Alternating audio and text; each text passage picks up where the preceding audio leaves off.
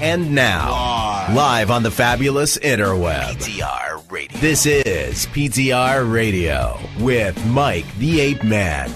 Rip down my pants, look up my bottom, so and from. And I said, "Tell me I got my hand." I have a story about that. Let me play with your body, baby, make you real. My child arrived just the other day. Came to the world in the usual way. There were bills to catch and bills to pay. Learned to walk while I was away. Well, I just heard the news today. This is my life. It's gonna share with arms wide open. Why do I know all these bad songs? And now, PTR Radio.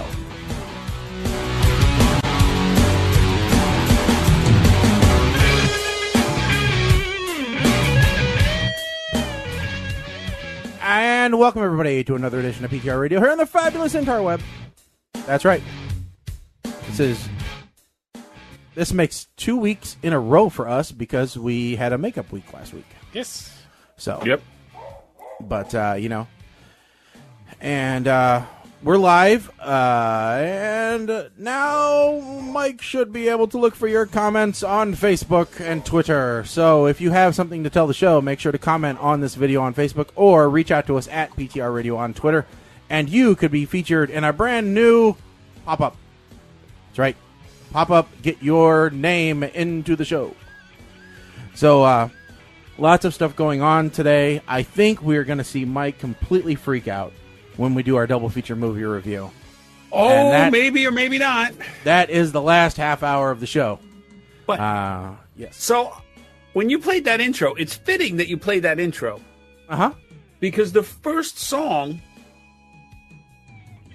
I had no idea that the dude did a complete remake of it last year. No, I tell you what, I had no idea either.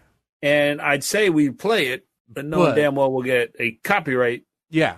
Well, I'm really surprised sometimes with your authenticity that we don't get multiple copyright infringements every time that we play that intro, really. Oh, no, they show up at my door. Oh, okay. Oh, Snow shows up right there and says, "Hey, I want my money, bitch." Is that what happens? It's more like, "Hey, rip down your pants, look up your bottom." You're informer. Yeah. So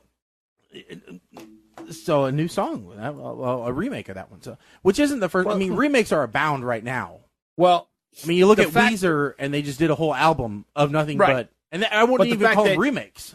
The fact that he redid his own song, yeah, with more of a club, like electro club vibe, and then a rapper, Daddy Yankee, just did a song called Con Calma, which basically is the same melody, but it's all Spanish and all. But he brought Snow in. Oh, okay. To like guest on the song. So yeah, I was like, who would have thought? Well, he probably figured. I was like, oh, you know that, this is one of my karaoke jams growing up, and she's like, oh no, I remember him from when I was younger. Like, younger, bitch, you're only 30. Yeah. You mean younger. Well, you figure Snow was going to get some money one way or the other out of that one. So might as well just have him in on it so that everything's, super legit. So Colin was saying that he is laptopless today. Yes. So he's working off his phone. Yes. I'm iPhoning. It's not the first time that you've done that, but it just looks weird, It doesn't mean I'll probably be, less engrossed in my laptop. Yeah, more engaged. Because there's no laptop. Yeah. So I can't be engaged in it at all. I get comments all the time. iPhoning. Colin forgot his laptop at the office, so he has to use his iPhone to check his messages on the show, which means he's more engaged. iPhoning. Wow, we've got a Weird Al Yankovic right here. But yeah, no, it's amazing because I've got, I constantly talk to people about the show. Not that it does any good in the numbers whatsoever, but I do bring it up quite a bit. And the one guy I have been trying for like over a year to get to listen to the show. And today I'm like, listen, you're not going to go out and farm because you'd need a raft tonight. So I'm like, go listen. And he goes, why do I want to listen? You talk all the time. Colin says nothing. And Mike's busy looking for his lotion. And I'm like, no, that's not the show. We stopped being that show like over a year ago. But this is the same guy that thought your Icy Hot, for soothing sore muscles, was some type of lube. Yeah, well, Which not anymore. would be the worst lube in the world. Oh God. Yes. God, that'd be like eating Tasmanian devil wings at Hooters and then going to the bathroom forgetting to wash your hands first. Oh yeah. Now speaking of products and Mike. Yeah. Mike had a very interesting Facebook post about gear for a goalie. Oh, I thought you were going to talk. I thought you were going to talk the tile conversation because I'm interested. Before the show we chat a little bit, and Colin had said that Mike and his wife's side business, they're advertising that they do custom design tiles for people. They can take your design and they can put it on a tile and they can send it to you and you can send them money, and preferably lots and lots of money. So we were wondering how far we could go with this, and Mike was talking about how it gets into your OCD a little bit, Mike, right?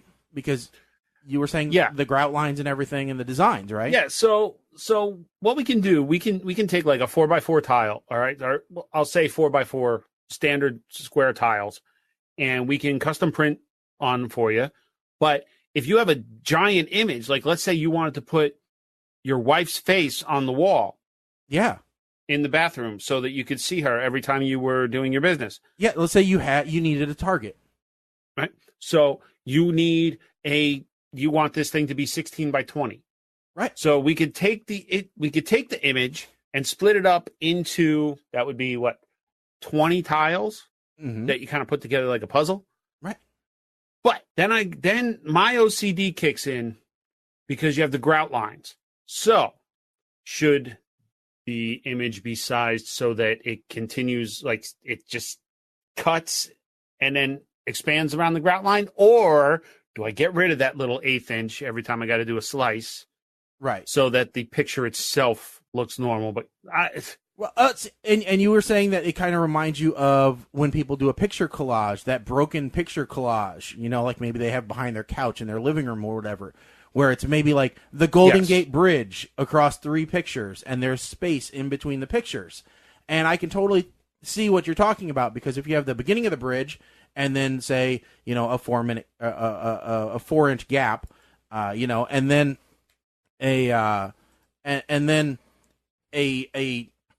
another picture and then a 4-inch gap and then another picture, you're like, if a car goes over that bridge, it's going in the water because there's a huge gap in there. But it looks weird if you don't take the gaps out. Right. Because your eye goes, well, that middle picture is much lower than what it should be. Mm-hmm. Right. So I just sent you what Colin was talking about. The carbonite one? Yep. Yeah. So this company, which is Bauer Hockey, these are goalie leg pads. And what this company has figured out how to do. Okay, hold on 1 second. What? I didn't realize they were hockey pads, because I guess I missed the context of the post. I thought these were like lounge chairs for a pool. No. Because they kind of look like, hey, I just took the lounger from the pool and I just put it up in the, because it looks like a nerd pool toy, Yes. These are goalie leg pads. Yeah. And the company Bauer is using some kind of covering that they can digitally print on them. Yeah. And somebody ordered these for the pair of leg pads and gloves. I haven't seen the gloves, so I don't know if they're just regular gloves, but $3,100. Seems a bit steep to me. It seems a bit obsessive, and I'm wondering, right away I'm thinking, did they get licenses for this? Well, maybe that's why it's so expensive. Yeah, it doesn't actually say Star Wars on it, so... It could be like those knockoff Halloween costumes that we were looking at. This could just be like, Cryo Man.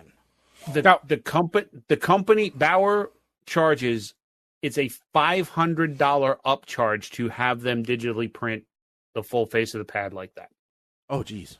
I said, you know what? Yeah. So here's what I was thinking.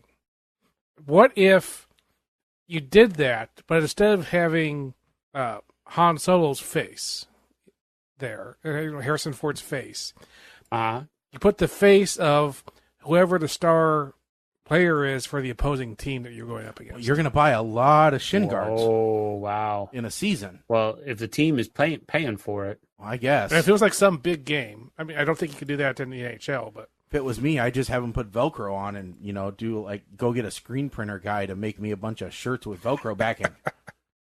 Well, so here was my brilliant thought. If this was a company that I actually liked their equipment, I don't personally like the feel of this company's gear, but what if I got a pair and had it printed Butterstown.com across? So every time I went down to make a save, it said Butterstown.com along the ice.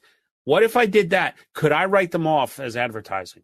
Well, because you're talking about like if you do like a leg sweep where your leg goes out, right? Well, okay, so obviously you've never watched hockey. Played hockey, no. So let me The closest thing you get to is when I watched The Cutting Edge. Let me see. Where the Goon. is The Goon? Yep. Oh, No. no, I'm sorry. And just Goon. Happy Gilmore. Watch some of that. Mostly I've watched movies that involve people fighting. Not a lot of actual hockey playing. No, not that one. I'm gonna send you a picture that'll give you an idea of what I'm talking about. Bits and pieces of the Mighty Ducks. I think that pretty much rounds out my hockey knowledge. Not a whole lot of comedy hockey movies. And those played on ice, and they don't have a toe pick. Yeah. No. Yep. I know that. No toe pick because that was take a minute. That was a big deal. Okay. Yeah, and I remember when they had Skating with Celebrities, Dave Coulier went, the first thing he did, he took his figure skates to the sharpening machine and ground the toe pick off.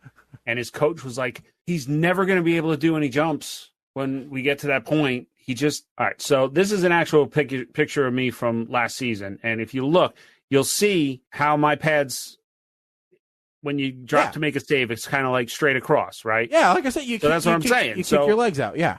Yeah, so it would read Butterstown.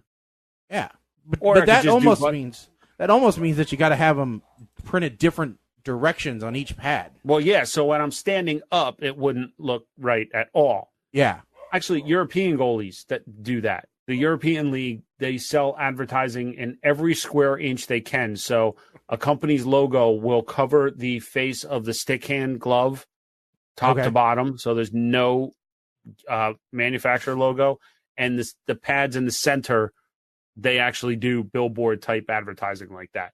So they're the NASCAR of hockey, is what you're saying? Oh yeah, yes they are. So, but I still would like to. I wonder if I'd be able to write that off because I need more write-offs now that my state and local taxes are capped at $10,000. Mm-hmm. Thanks a lot. Thanks Obama. Wrong president. Yeah. Thanks, government. Yeah. Yeah, let's go with that. Thanks, big brother. Yeah. Thanks, Biden. Thanks, Mueller, and your price of your probes. I gotta say, it is one of those weird things. You go for years being happy that you own your house because you can write off your taxes and mortgage and stuff off your taxes. And then suddenly, even though you're still paying slightly less for the taxes, you're annoyed that you're no longer writing off that stuff that you used to be able to write off. Well, no, the mortgage interest is still I thought mortgage interest didn't fall under the SALT, state and local. No, my problem is that the new built what's it called? Welcome to tax time. The standard. The new standard deduction is now higher than my mortgage and real estate and all the rest of it. Oh, okay. Yeah. So even though my deduction's bigger, easier, though. Yeah. Yes, but it's still annoying. It's like, oh, well, now I'm just owning a house and it's annoying. It's not doing anything for me. Yeah, well, this ties into the conversation that I actually had online. There was a whole big debate in one of the community forums. Is it better to own or rent? And my first response was, depends on where you're talking. Yeah, because there was a website out there, and I don't remember how they or what they. I couldn't find it again, but there was a website that actually looked state by state and determined whether it was better to own or rent based off of the real estate market. Well, and I think it also depends on, it's a personal choice, but it also depends upon your place in your life. I mean, if you're young or you're older or if you're in the middle. Because if you're young, you can't afford house repairs or anything like that. I mean, you're essentially living paycheck to paycheck. Most people are, at least. So renting works out fine because, hey, my refrigerator's broken. Hey, I make a phone call, and the landlord's buying me a new fridge if you got a good landlord, or they're fixing it. Okay? If I'm older, hey, I'm on a fixed income, a limited fixed income. I have to watch every penny. So maybe it makes sense. Otherwise there wouldn't be these things called reverse mortgages. Right. So, which I'm not saying anybody should do that. I'm just saying that there's a guy out there that's hawking them. But I mean, here's the other thing. Like, if depending on the area you're talking about as well, like because you could buy a townhouse and your maintenance costs are covered by your HOA, your maintenance fees, right? So there's kind of that in between. What it really comes down to here, and this is the God's honest, in my opinion, this is the biggest determining factor. Do you want someone telling you what you can do with your property? Yeah. Because if you rent or if you live somewhere with an HOA, you have to get approval before you do anything. If you own your house, nobody is going to tell you, and I'm not talking about permits and what have you, but nobody's going to tell you that you can't run naked through your backyard. Yeah.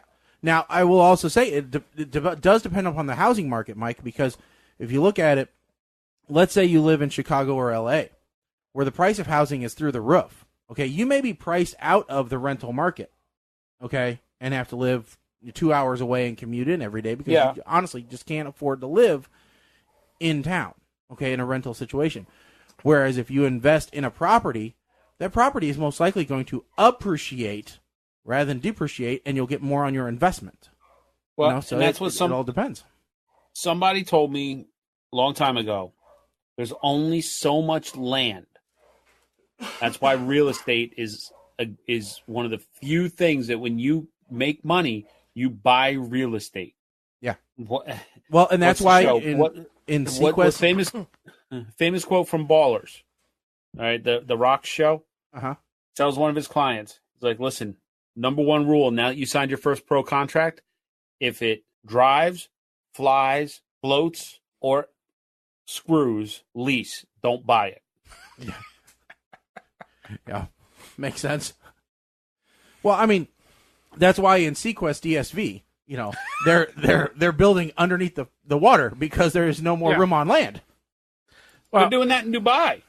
Yeah, they're in Japan and China. They're building islands. They're building onto their country because they've outgrown it. So here's a crazy one I heard today. Okay. So this is a Disney story now. Sweet. So Disney is opening up yet another DVC resort, timeshare. Oh, okay? By the way, I have a good. Go ahead, and I've got a good fact for you. So this new one's called the Riviera. So okay, and remember, Disney World is built on a swamp that they basically bought for nothing.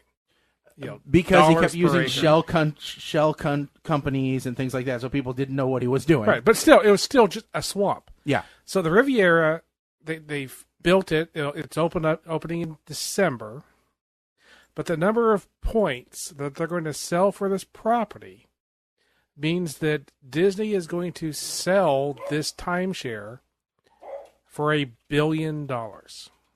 They built a hotel. Yeah. And then they're going to make $1 billion off of it within a couple years.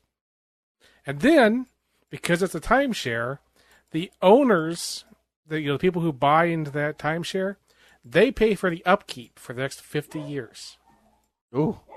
So I'm just looking at the numbers, and you're like, wow, that is a racket right there. So it's a racket I bought into, but they got a streaming service they got to build. What can I tell you? I mean, yeah. Now a fact I heard, you probably know this because you're a Disney fanatic, right? Was that the second Disney park to open was supposed to be in St. Louis, Missouri. There was, I don't know if it was St. Louis exactly, but there was a in the middle of the country park that they were thinking of. It was supposed to be Walt Disney's Riverfront Square, which was a planned theme park in St. Louis, Missouri that would have been the second Disney park after Disneyland. and it was in development from 1963 to 1965. But I'm not sure that was there was another one. There was another one. I think it was supposed to be in Kansas. So, I might be yeah. wrong. I just thought that was interesting. Yeah, they decided not to because of winter. Yeah. So. Yeah, winter. Huh. I Yeah, couldn't imagine a Disney park with winter, with snow. 3 feet of snow. Yeah, that's... That would make things difficult, wouldn't it? Yet they have Euro Disney where... But, okay, so what we do have in Six Flags, another hockey story, Uh-huh. looping back on this. So there's a Six Flags in St. Louis, or near St. Louis, okay? Okay. So as the playoffs have been happening in the NHL, the different Six Flags have been betting each other about their local teams. Right, okay. So, if St. Louis loses, they're going to rename one of their rides, a roller coaster, to the Boston Boss, and they're going to serve Boston cream pies. And the anybody who has a New England driver's license will get into the park free for some period of time.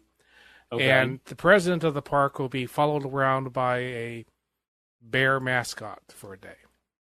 Okay. Now, if the Blues win, then they'll do a similar thing over in Boston. They're six. What will the owner be followed around by? A trumpet? I don't remember. A blues band. The president of that would be followed around by a blues band all day. Wow. Yeah, so it'll be like a funeral, like a New Orleans funeral. Yep. Now the previous one, I forget who they were playing the previous time. So they had to have a pop-up museum in that Six Flags about some famous St. Louis Blues player, along with some other stuff. So it was just kind of fun. It's like, Speaking of fun things, all right. Yes. Did anybody see this link I sent that said, send your name to Mars in 2020? You can submit your name to be included in the next Mars rover, to be engraved on one of the chips in microscopic font. So really, there's no way to prove that they actually did this. But they said they did it on the last rover. Yep, they did. And you can submit your name to be picked. They will pick 1 million names, they say, of all the submissions. And your name can be sent to Mars. And it doesn't cost anything. Now, I told someone at work about this because I thought, well, he has 2 young children. They should love this. Because what kid doesn't love space? Right? And what kid doesn't love getting the idea of getting their name on something that's going to be launched into space and never come back? Plus it prints you out a neat little boarding pass for Mars. And I mean, it's cute. And he goes, my kids wouldn't like that. What? Why wouldn't your kids like this? You kids hate fun? I mean, I don't get it. And he goes, no, it's just a way for them to get your name and your email address so that then they can spam you. They're the government. Yeah, I'm like, they have all the information they need to spam you already. They don't need anything else. So at this point, there's been 6 million names submitted. They're gonna pick by September 30th, 2019, and they will let you know after launch if your name has been selected. So I thought it was kind of fun. 6,065,682 names. Yep. There was 31 in submitted just in between the time that I loaded the page and you read that number, Mike. Well, I just submitted. Okay. Now, do they say it's going to be exactly 1 million, or do they say about 1 million? I think they say about 1 million. Because here's my curiosity here. Yep.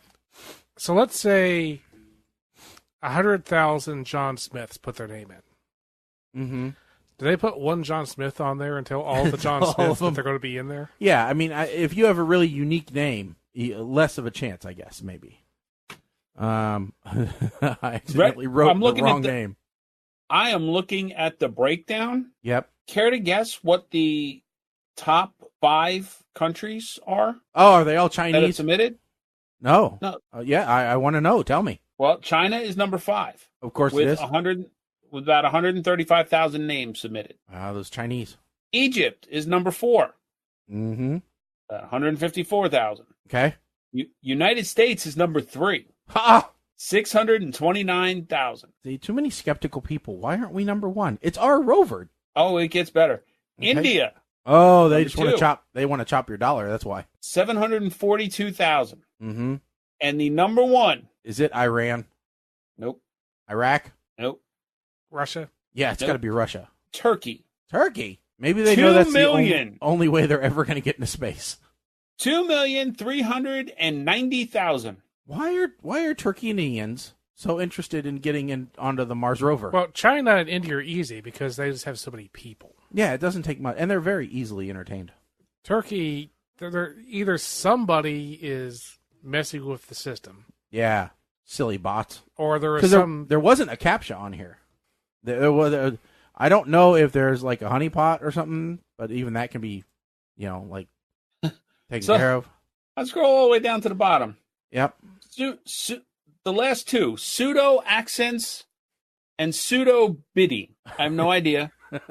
1 each. So that those names are going to get picked just on principle. And that one person is going to be walking around whatever island they're at and be like, "That's right, man. My name on the Mars rover." Now, let's see. United States. Here we go. I just submitted another ticket, and I put no useful information on it, so it's not going to be a good one. This is about as useful, unfortunately, as the last time that they did a Mountain Dew, name a Mountain Dew flavor, which is exactly the submission that I made.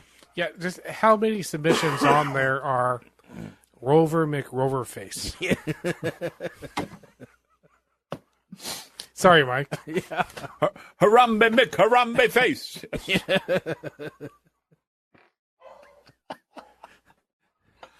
Oh, God. I still, Kim thinks I'm crazy every once in a while. When Tyson's acting up, I'll just start singing to him and clapping. Tyson head, McTyson face. Tyson head, McTyson face. He thinks I'm nuts. Rover McRover. Rover McRover face. As Rover McRoverface at hotmail.com. There you go. Okay, now I got it. Now I got to check my. Now I just did it. Mail and see. Yep. So. Yeah, I mean, I gave my email address and I didn't even get any kind of reply or response or nothing saying, "Hey, thanks for. Let's check the spam folder. Hold on." Mm-hmm. Nope. I have no idea. But anyway, if you want to look, it's fun. If you just want to put in ridiculous names, it's fun for that too. So, I just thought it was cute. It was a cute thing for kids, and it's like shot it down. Now, Mike, we talked last time about how Cool Kids was canceled, and it was a travesty. Yep. It was an injustice. We haven't seen anything that terrible since O.J. Simpson trial. And this is not only a travesty and injustice, but I believe it's in violation of the Emancipation Proclamation. I agree. And in fact, to support this, I'm going to say this is Chewbacca. Yes, Chewbacca is a Wookiee. If the glove doesn't fit, you're full of it. Yes, that's right. And you have found what you think they are replacing the Cool Kids with. Yeah, and I'm so not happy about this. And for those of you out there, we want you to chime in if you think this is more entertaining, sounds more entertaining than 4 old people in a nursing home getting into trouble. So following the trend, Fox is remaking Party of a show. They're doing Party of 5. They're remaking Party of 5. Party of 5 was famous because it brought us Jennifer Love Hewitt and who was the guy that played the reporter on the remake of V, and that I can't remember his damn name. Scott Wolf. It also had Nev Campbell in it, and the dude from Lost, Lacey Chabert. Lacey Chabert was in it. Scott Grimes was in it, who is now in the Orville. Another good one. I mean, you can just keep going. It launched a lot of careers. Yeah, they are rebooting party of 5. But it gets better. Instead of the parents being dead, parents have been deported. That's right. They've made it a Mexican family. The parents are deported. I think that I'm not happy about this. Look, and I'm not saying it. First of all, if you wanted to really have like a Latino remake of a show, you should have just picked up One Day at a Time, because that show on Netflix, that I thought it was a good show. It didn't get too crazy about, it wasn't like George Lopez where everything was because he was Latino. I have a feeling that this is just going to be a very political type. And actually, now that I'm seeing this, I'm reading, it's actually going to air on Freeform. So yeah, actually, I do know what the Cool Kids has been replaced by. What? WWE SmackDown Live. More freaking wrestling, because that's what we need. Well, not more. SmackDown is moving from, was it on USA or UPN? Yeah, and the contract ran out, so it was on another channel, and every 5 years it moves. So yeah, it's on. That's what we need. Wrestling. Yeah, every Friday will be 2 hours of wrestling on Fox. Ugh. Well, that's right, because they're moving Last Man Standing to another Ugh. night. Ugh. That's right. If you want to remake one, remake the Hat Squad. Hat Squad was a good show. Only lasted one season. Here's the problem. See, Fox no longer has a studio. So they're kind of revamping themselves to do more live entertainment. I'm not sure if WWE, other than having entertainment in its name, qualifies. It's a soap opera. Yeah. That's all it is soap opera. Even if we talk to the people, I mean, we've talked to wrestlers, former wrestlers, and they admit it's a soap opera. It's predetermined, you know. So not only the only thing that's real is gravity. We know that. So we have. So wait a minute. I mean, yeah, they pretty much dropped a lot. So is the Orville? The Orville got another season. Yeah, they'll be back in the spring. So here's the schedule for fall on Fox. Mondays will be 911 and a new show called Prodigal Son. Tuesday will be The Resident, which I think is a new show. No, that's been. It has an underline on it, so I didn't. On this list, I wasn't sure if that meant new show or. Yeah, you're right. I think that's the existing medical show. Yeah, it's one of the existing ones. Wednesday will be The Masked Singer and Not Just Me. Ugh. Thursdays will be not entertained at all. Thursdays will be football. Yeah, we could do without that one. Fridays will be WWE. Saturday will be college football. And Sundays will be football, The Simpsons, Bless the Hearts, Bob's Burger, and Family Guy. So they really have to keep Seth MacFarlane happy. Because the only good entertainment I see is Seth MacFarlane. Be right back. And 911 is one of the best shows on television. Well, it's this you. Have you watched it? No, because I don't care. Oh, and don't forget, they have 911 Lone Star coming. Yeah, I'll probably be in the spring. No, I get bored with that stuff. Too formulaic. You've never watched it. I got bored with NCIS. I got bored with CSI. 911 is not. I got bored with SVU. I got 911 is not any of those. I'm even to the point of being bored with Magnum PI. Try 911. Because 911 is more about the people. It's not. It is not a procedural. I don't know. What? I said 911 is not a procedural. It's not NCIS or any of those. Well, if it's about the people and the people change every week, then they're not going to keep you excited about it. No, it does. It kind of. Well, I don't know, because it seemed like every third episode was like the backstory of one of the main characters, and that's all they did. Yeah. So I don't know if that.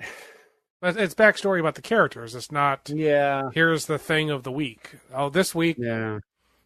And also, it's not. Every episode is not a. Oh, here's someone who's falling off a cliff. We're going to spend an hour trying to save them. They do like 6 or 7 different things in one show. It flows. It's good. I don't know. I'm really picky about movies and television since I don't have a whole lot of time. You know. You're super Excuse picky. me? Yeah. I've been rewatching Mythbusters. I have seen the stuff that you have put on this suggestion sheet. I don't want to hear you saying you're picky. Oh, yeah. Only the best. Only the I've best looked stuff at your on the Plex. sheet. You are not picky. Bikini Girls versus Dinosaurs. That's Oscar winner right there. You haven't even finished watching it. My daughter asked me, well, have you finished watching that movie? No, I haven't.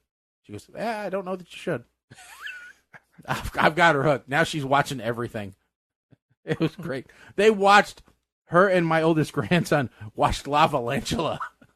And then they got hooked. They're like, we got to watch Lavalantula 2 now. I want to level out to 3. That would be nice. Yeah, where is that? I mean, now that Sharknado's done, they should have had more Lavalantulas. 3.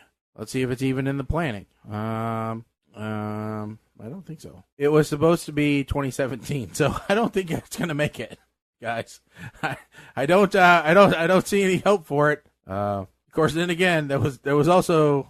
Oh no, never mind. Steve Guttenberg turned down Sharknado initially. He was supposed to be the lead in Sharknado. Wow. I'm still waiting for Iron Sky 2 to. It's out. That's on one of the plexes. Is it? I thought I got it for you. Yeah, the coming race. Because I went back and rewatched the original one on last week. I was like, yeah, Iron Sky, yeah, Sarah Palin lookalike. Oops, hold on. Yeah, Iron Sky, the coming race. Oh, okay, wow. And it was available. I thought I had it. Okay, I'm sure I can get it again. All right. Well, but yeah, no. So, all right, next topic. Now you guys watched this. I did not. But let's hear your takes on the All in the Family and Jeffersons return. I did not watch it. You didn't? All right. Well, it's not much of a discussion then. I will say I was shocked how good Wanda Sykes was. Really? I was told that they did a really good job in casting. Some of the cast was good just because they're good, but they didn't really quite meet. Wanda Sykes was the best. Yeah. Of all of them. Although Jamie Foxx was doing a really, really good impression. Yeah. Well, and I was also told that Woody Harrelson was over the top with his accent at the beginning, and then towards the middle of the show he dialed it back. Because these were live. Yeah, they were live. Woody Harrelson is great. He's Woody Harrelson. But he is not Carol O'Connor. Yeah. And he doesn't physically match the look of what Archie should look like. Yeah. So, I don't know. I may pull it down and take a look at it. I don't. The only thing that I watched was Jamie Foxx messing up. That was funny. But I will say,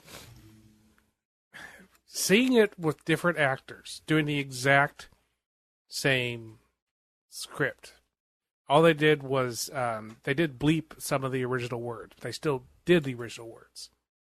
Okay. And I was impressed with just how good the scripts were for those shows. And this was a one-time thing, right?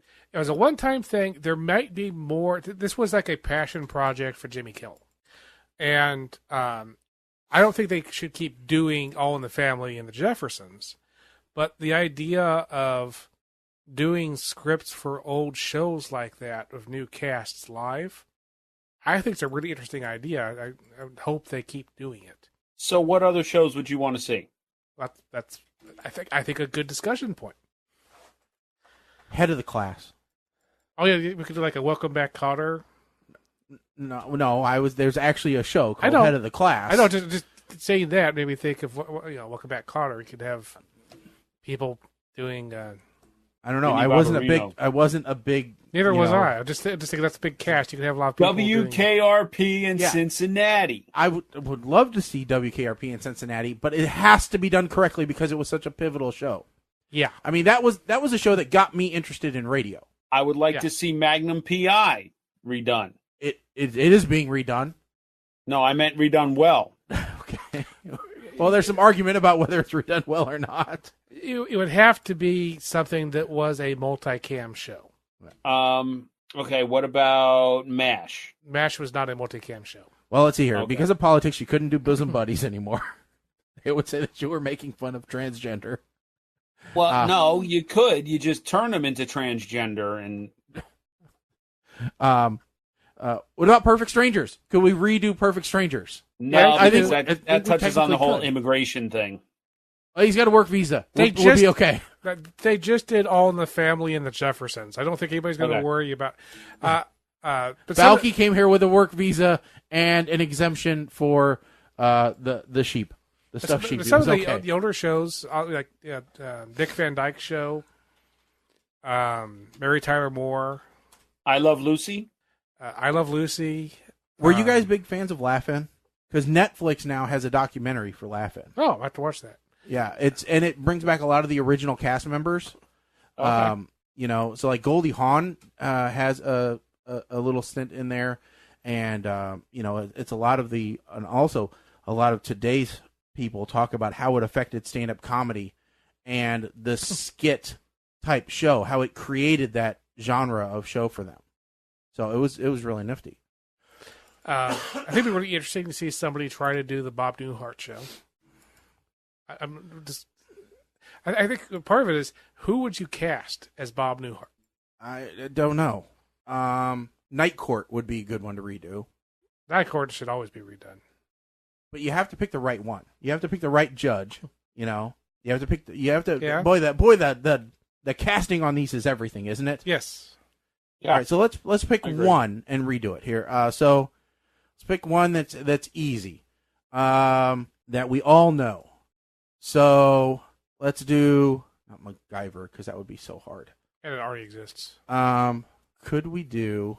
Well, I keep coming back to Perfect Strangers because it's a small cast, so it's pretty easy.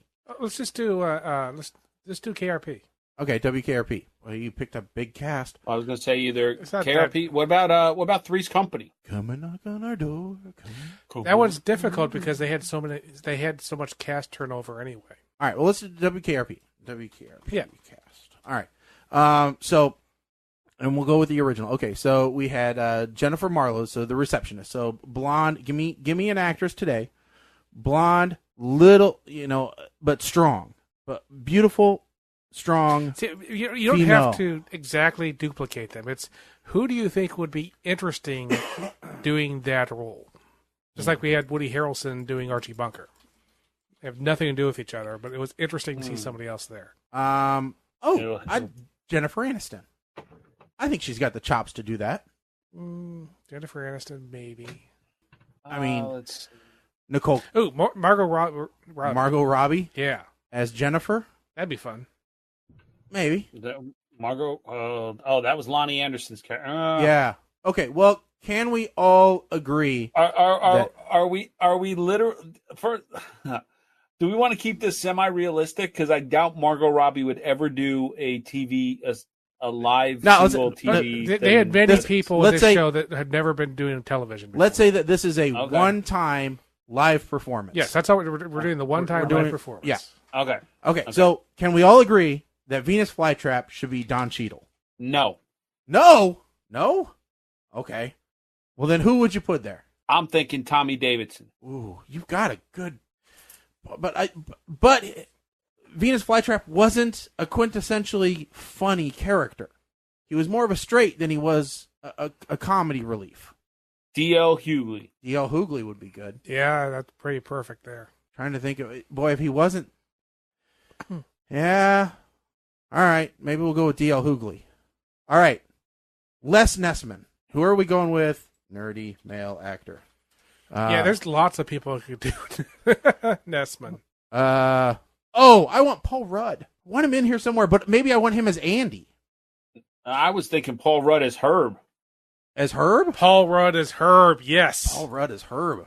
Boy, you guys are... you're playing this smart. Okay. For Les Nessman, I'm actually thinking Sid from the Cool Kids. Oh, my God. That would be... Yeah.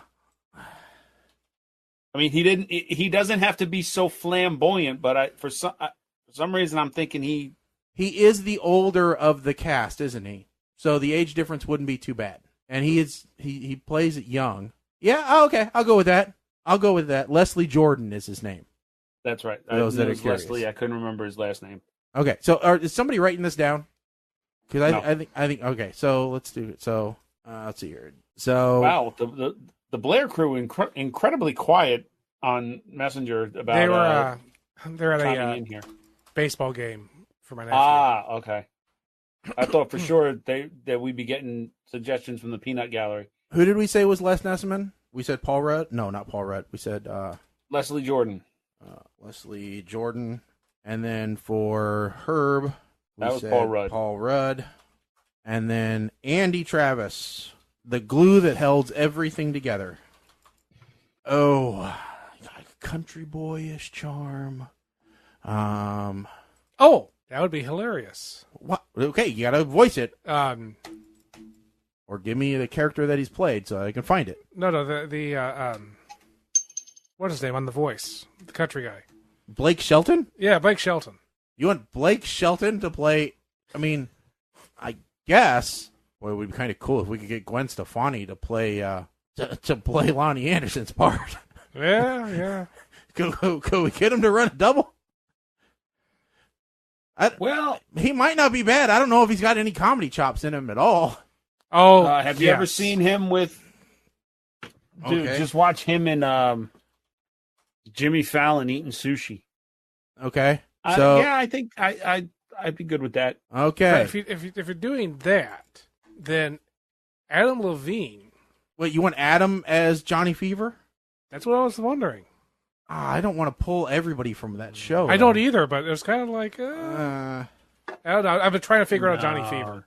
No, I want somebody. No, I almost want like Steve-O for Johnny Fever. You know, Johnny Knoxville for Johnny Fever. Maybe. I don't know. Maybe. I mean, I liked him in Dukes of Hazzard.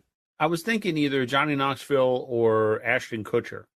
Oh wait, hold on. What if we went with Stifler? What's his name? Shawn Michael. Sean William Scott. Sean William Scott. I know he's a bit young for that part. I don't know. I have an idea for Arthur Carlson. Okay, Arthur Carlson. Who's going to be the big guy? This one's going to be weird. Okay, Chris Hemsworth. you're gonna put Thor Yes. as the fat guy who's afraid of his mother. No, he doesn't. See, that's the thing. He doesn't have to. But he has to be. No, I He has think to be he's too scared young. of his mom, though. No, I think he's too young, though. Yeah, I think don't he's too he young can to do play that role. no, hold on. No. I know who I want. I know who I want, and I just have to think of it, and it is gosh darn it. And I can't remember the movie either. I want, because I just saw something with him in it, I want No. Yes. No, have you seen him today? It's perfect. He is one of my least favorite people. Okay, but give me the name the so that Mike world. can get involved. Chevy Chase. No. Have you seen him now? Yes, Okay, you he's put the biggest jerk in the world. Put Chevy Chase in this, you going to hell. Why? Now, No. you Do could not put Chevy Chase in this. you could put Chevy Chase's mortal enemy in though. Dan Aykroyd. No, No, that'd no. be good. That would be good. Not That's not who I putting- was thinking. Are you thinking Bill Murray? I was thinking Bill Murray. I think he's too big. I think he might. I don't know that he can play it down. But no, Dan Aykroyd actually would be really good in that. Dan Aykroyd's. Oh, no, wait a I second. don't think so we can do that. Not or going down that same Boy, I really wish Rodney Dangerfield was still alive. going down that same Or path, Chris though, Farley. Dan Aykroyd, Blues Brothers, Belushi. Belushi's dead. The other You're Belushi. thinking about the live Belushi. John? Jim. I don't even You know what? he Let's looks just like let's today. just go off the deep end here. Okay. Randy Quaid. We can't keep him sober and That would make him the lucid enough? perfect. That would make him the perfect Johnny Fever. You That's not bad. Randy Because Quaid. Johnny Fever seemed like he was drunk half the time. If we could get Randy Quaid from Christmas Vacation, 100%, I'm in your camp. Okay. Oh, so does that? Hold on. Who was the bad guy from the? Oh man, I hate this. Who was the guy that got into a motorcycle accident and got a little bit of brain damage and now he's super oh weird? God, Gary Busey. Gary Busey as Arthur Carlson, because the big guy was fishing in his office and, you know, we could get Busey infatuated with little fly things, and, you know, Carlson was always going off the deep end. I think it might work. I did. I have a different idea now for Johnny Fever. Okay. Someone who has played that part before. Who has played Johnny Fever before? No, has played a similar part before. Okay. Jeff Bridges.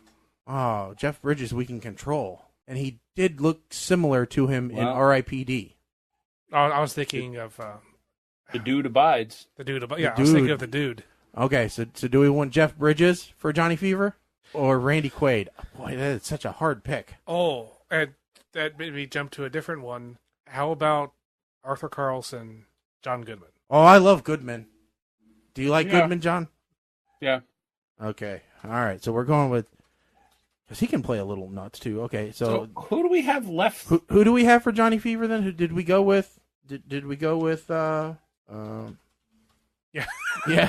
Because I can't. Jeff remember. Bridges. Jeff Bridges. Thank you. He's got some comedy on. Okay, so we got Venus Flytrap, we got Les Nessman, we got Herb, we got Andy Travis, we got Arthur Carlson, we got Johnny Fever. We did not necessarily decide on Jennifer. Oh, we didn't get Bailey. Jennifer Quarters and Jennifer Marlowe and Bailey Quarters. All right, so Bailey, I think you could put maybe Jennifer Aniston in. I think Jennifer Aniston would be better as Bailey than as... Yeah, we need someone younger. True. Because they're supposed to be like an intern. What if we got Jessica Alba? Actually, I would put someone for Bailey.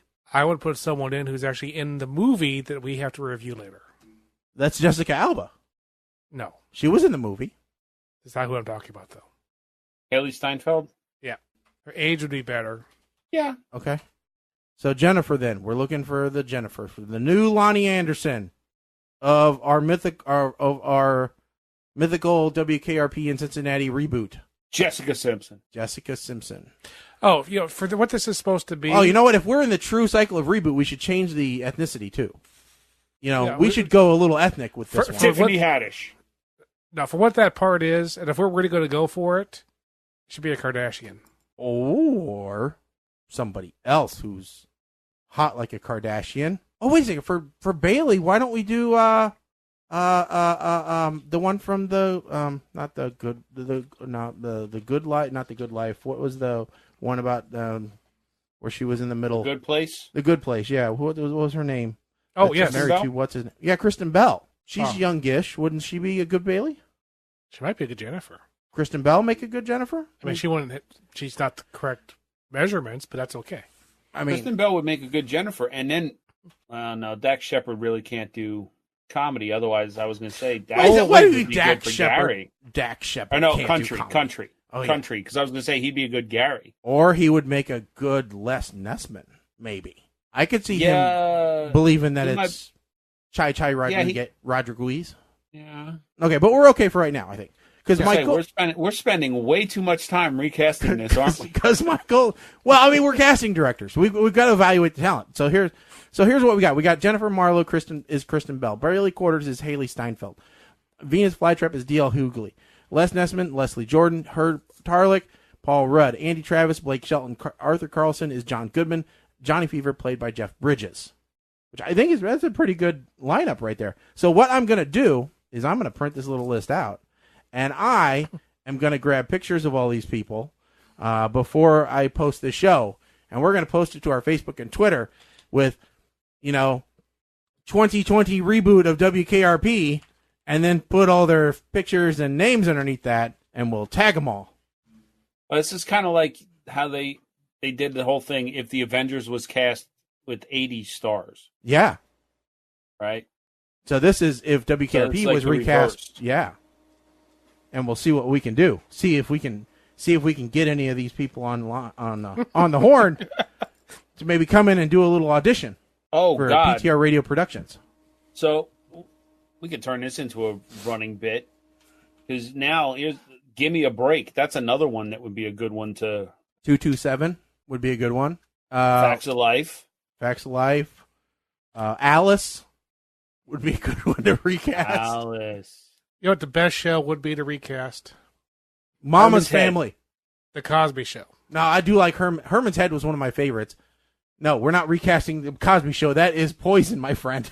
We're not exactly touching that one. You recast the Cosby Show. Not unless we're going to call it like the Crosby Show.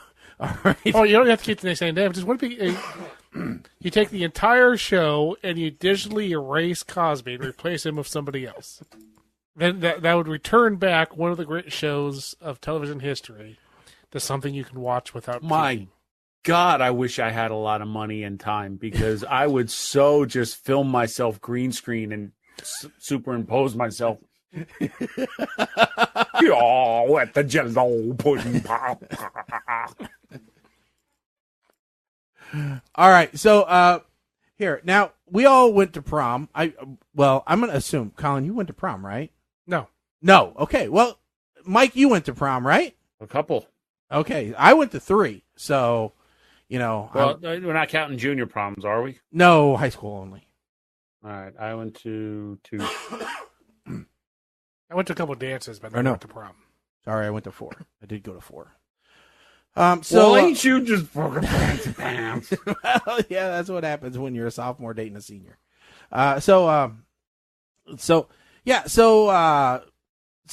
police stopped a post-prom party stocked with booze, marijuana, and stripper poles. Now, this sounds like one heck of a shindig.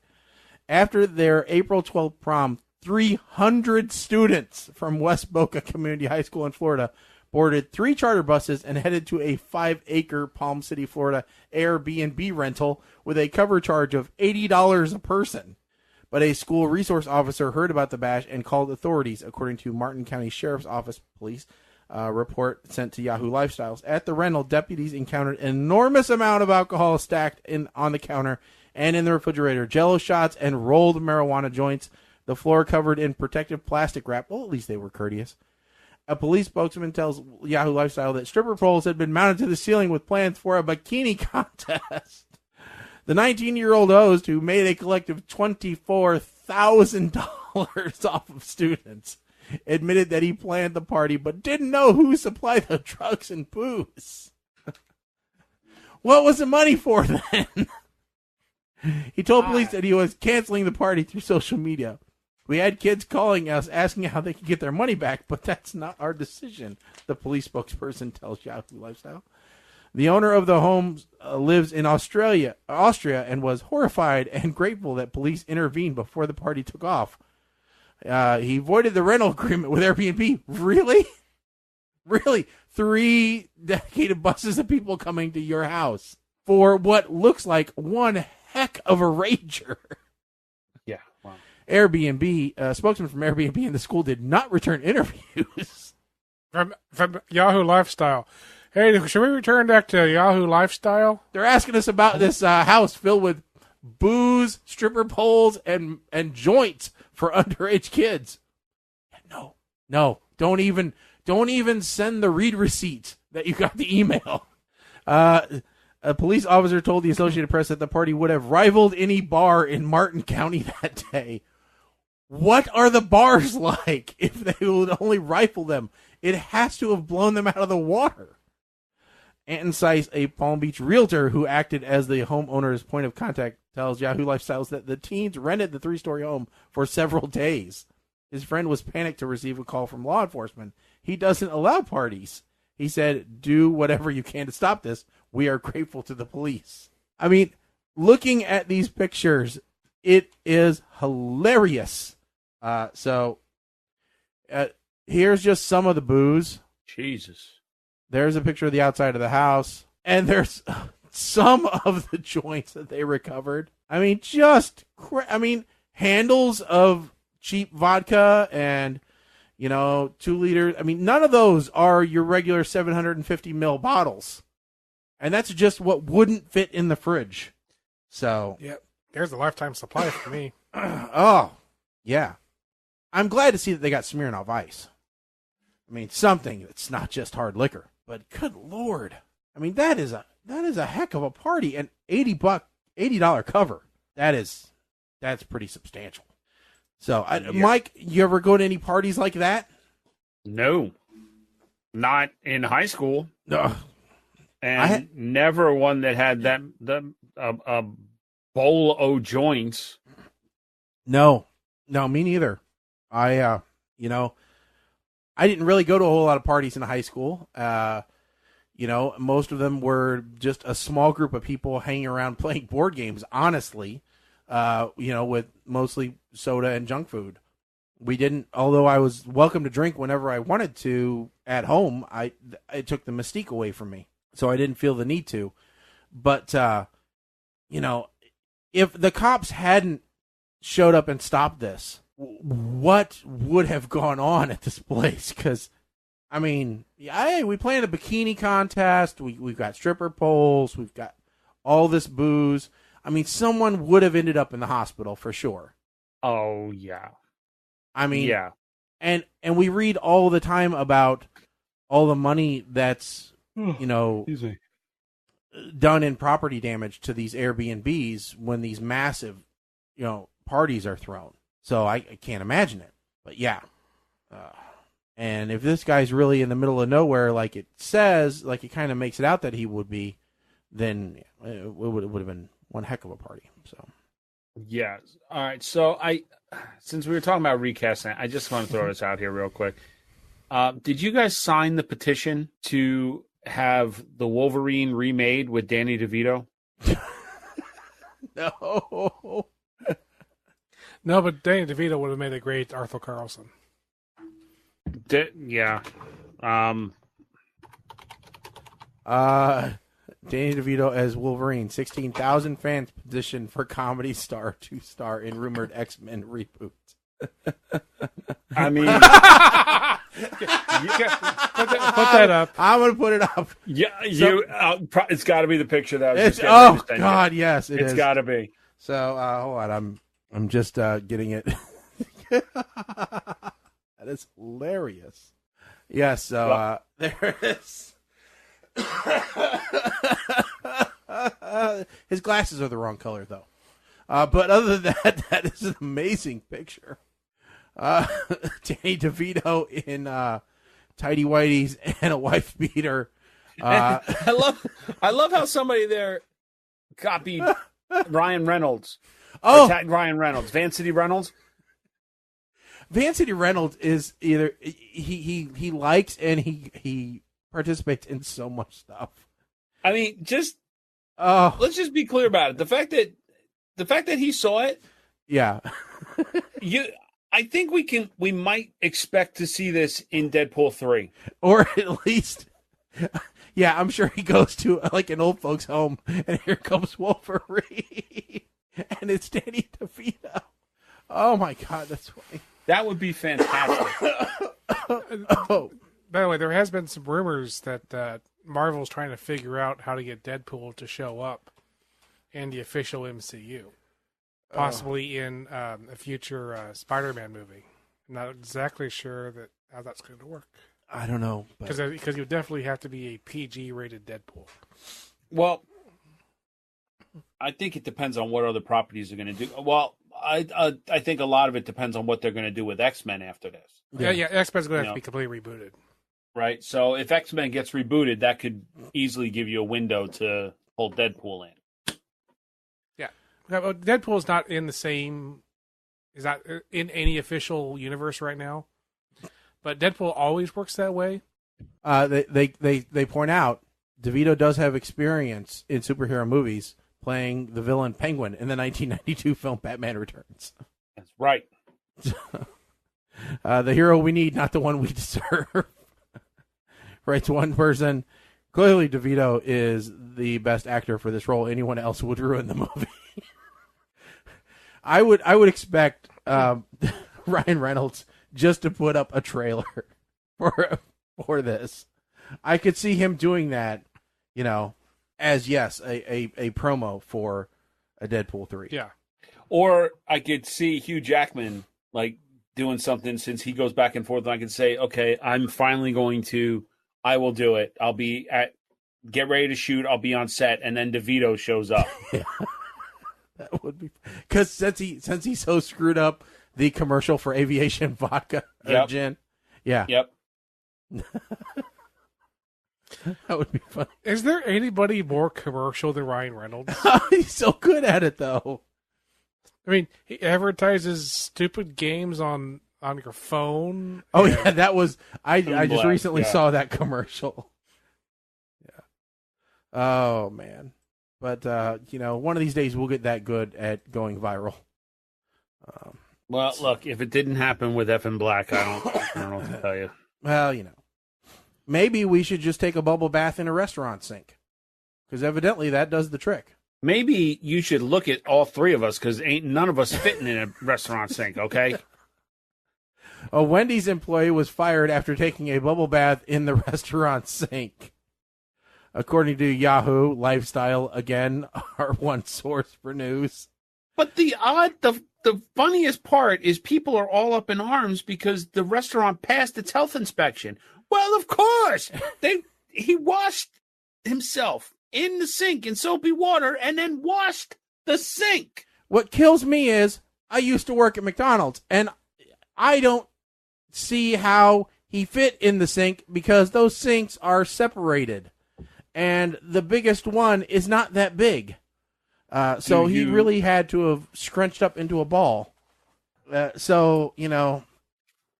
Wendy's employee was captured on video taking a bubble bath in the kitchen restaurant. A gag that got him fired, posted on Snapchat and shared Tuesday on Facebook. Wendy's worker in Milton, Florida, wearing only a pair of shorts, lowered himself into the industrial sink filled with soap. Take a bath. Get in there, the woman filming says. Why didn't she get fired too? She egged him on. How does it feel? It's warm, the employee answers. Turn the jets on.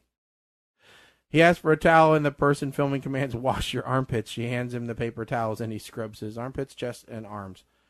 Yahoo Lifestyle contacted the woman who filmed the bath and her co-worker for comment. Wendy's employee wrote on Facebook he was off the clock, and the repulsive incident was 2 minutes long. People have done it before, and the only reason it's a problem now is because old people have access to Facebook. Now, that's an interesting comment. Yeah, people have done it. We all it's like the person saying, we all take baths in the sink. It's not a big deal. You're only making a big deal of it because you're old and you're on Facebook and you saw it. Now, that is a heck of an attitude to have, really. I'm like, it's a Wendy's. What the heck does that sink have to do with your food anyway? Well, I think the question is, if they're that lax to let employees bathe in the kitchen sink, what else is going on in the restaurant? Yeah, and maybe you shouldn't think about those kinds of things. Well, I agree. I don't think about. I'm going to be weird here. I don't think about health reports or anything like that for kitchens. I don't talk to my friends who are in pest control about what restaurants I should go to and which ones I should avoid. I just go to places I like and I enjoy the food. And I don't think about what happens behind those doors that I can't see in the kitchen. All right? Because I don't want to know what happens back there. All I know is that the food comes out, it tastes good. Yeah. Blissfully ignorant. My bubble of ignorance is intact. Yeah. Mike, what about you? Look, if I thought about everything that went on back there, I would never eat out. I would only eat at someplace like Subway. Well, no, even then, because you don't know what happens in that back room. Nope, I would never eat out. The only place I would eat is like Auntie Anne's, because you see everything that's happening. Well, but you don't see the coolers, and you don't see that stuff. Because here's one of my things is the qualifications for kitchen certification are so stringent. All right, I guarantee every kitchen has been found negligent of something. It's just the severity of what that is varies. Okay, if a health inspector was to come to your home kitchen, okay, I guarantee you would not pass with an A.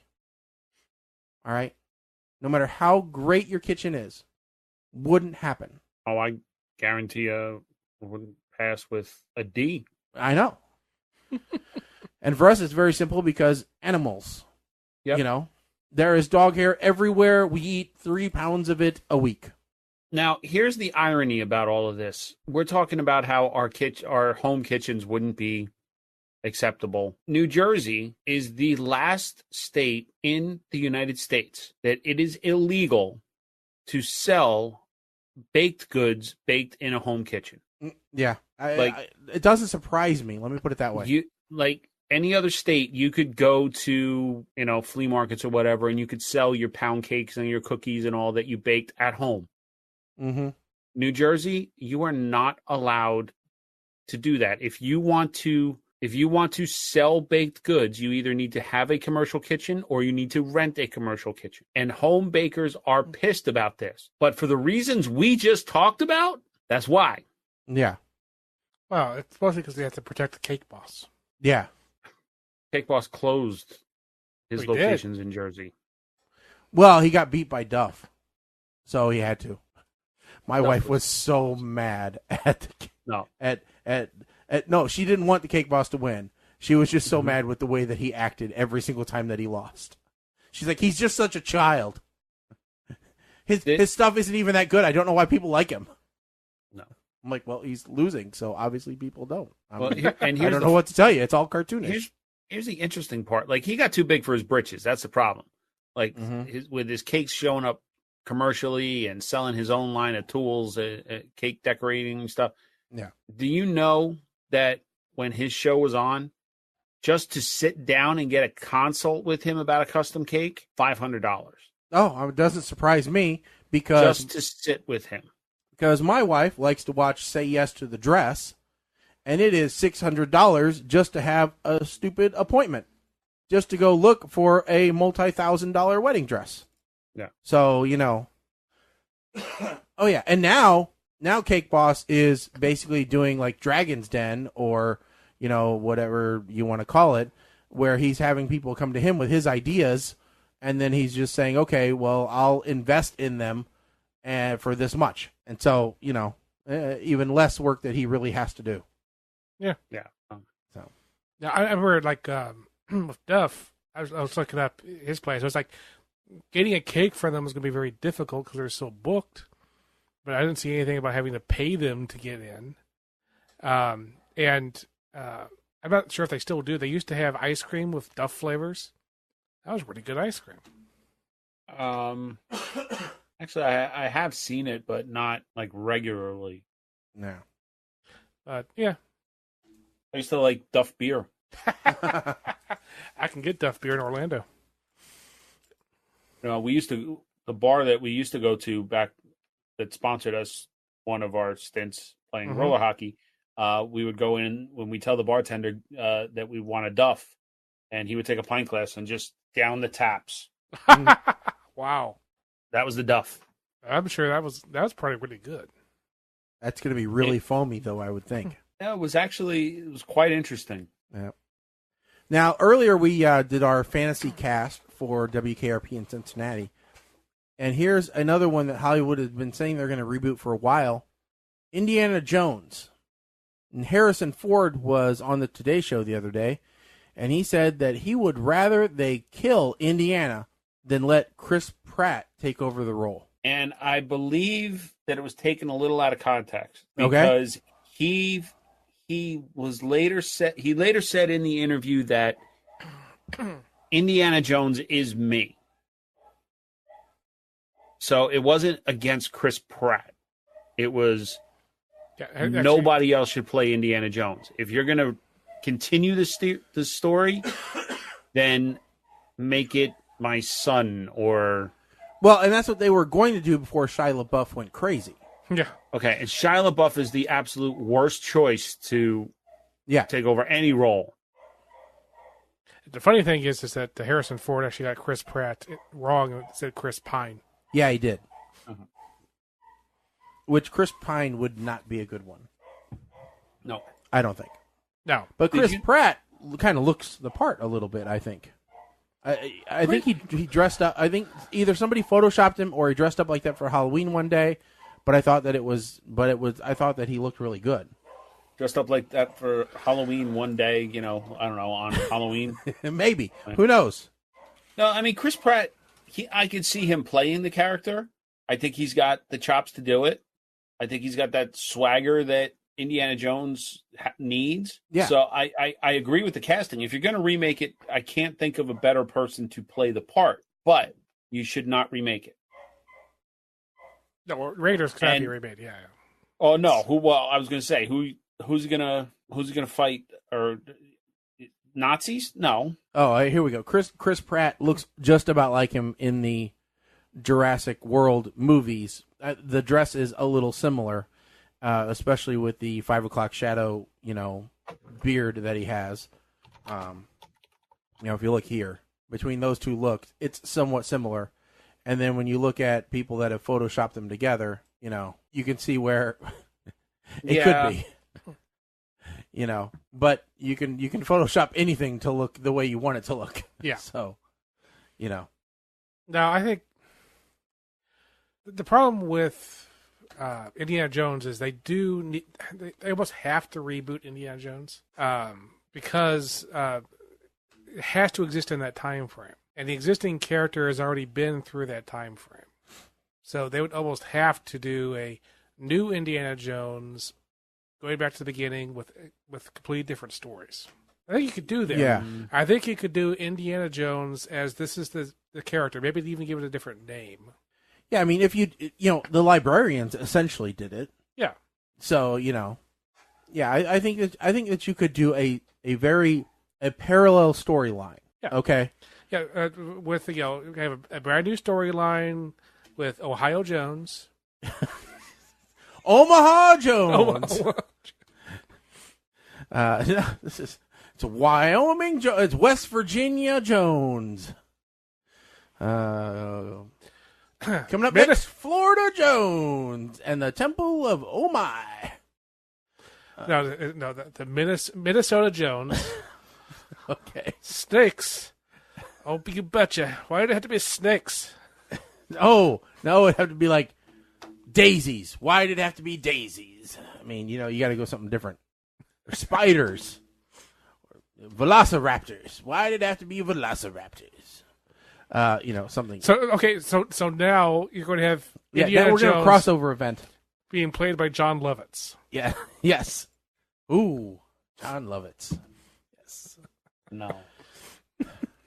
So Dom Herrera in there, for God's sake. Prop him up and get him some Disney animatronics. God, is it time? No. Is it time? Somebody said Bradley Cooper should be the next Indiana Jones. Actually, Bradley. So there's a PlayStation series. Okay. So I guess I'm sorry. I guess there's We need a Bradley Cooper. I wasn't paying attention, but I guess there's a lull in the action at the ball game. Yeah. Yes. And can you?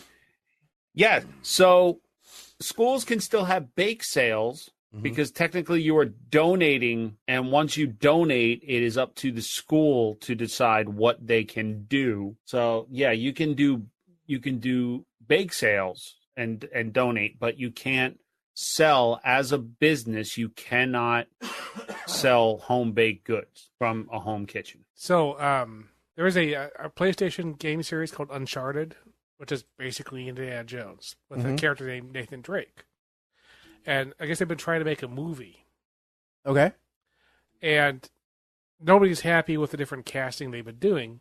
So to prove the point, an actual film director, when he had some off time, decided to shoot a short of what they thought the Uncharted movie should look like.